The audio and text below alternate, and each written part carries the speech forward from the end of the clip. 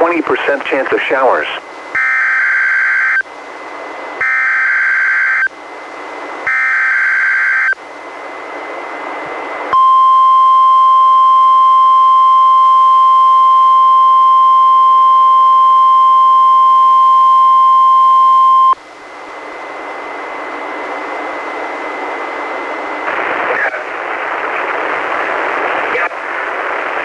This is the National Weather Service in Portland, Oregon.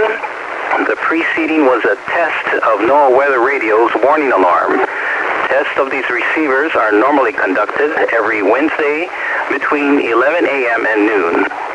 If there is a threat of severe weather on the day of the test, it will be postponed until the following week.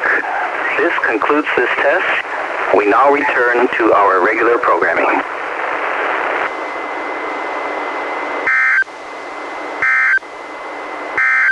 Marine reports available at 10 a.m.